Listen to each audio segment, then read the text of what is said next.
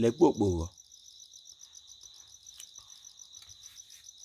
Nwere mgbe ọ na-eme were ya ruo ebe a chọrọ iji ya mee ihe, ọ bụrụ na ihe ji ya emerụ okpogho a, ekpeji gị okpogho, lekwa ebe ovu akara,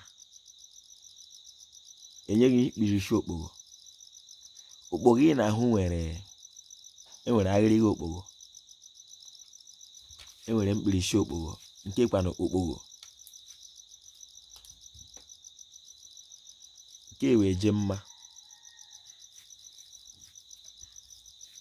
Ọwụ eje mma ka eji agbanwe okpogho n'okwu bekee, ime chenji ya. Ọ bụrụ na eje mma ju otu afọ, ọwụ otu okpogho. Nke a wee eze ego. Biko were ntị onye Igbo n'obi onye Igbo, ọ wee eze ego ka eji agbanwe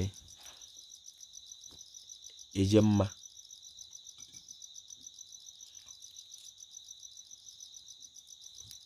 Ihe m na-asụ Igbo ọnụ ụlọ ka a ga-esi mara mma pụọla ama, na-egekwa ntị. Nke a wee ego mmiri. Asị m iburu ezigbo onye Igbo, ịmara ihe gbasara ego mmiri a, biko kọwara m, kpọtụ m sị m bịa, aga m abịa. Achọrọ m ka m mara onwe m. Mgbe ndị Igbo na nwa bekee bido onwe mmekọ, nwa bekee ya akụziere anyị ihe gbasara ego akwụkwọ.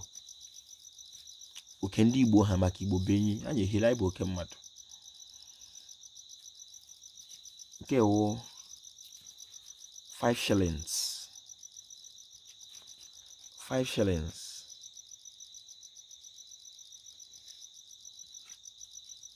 Ọ ihe mwute na ọtụtụ ụlọ akwụkwọ anaghị akụzi ihe dị otu a. Ihe a na-akọ wụ nke a wụ 10.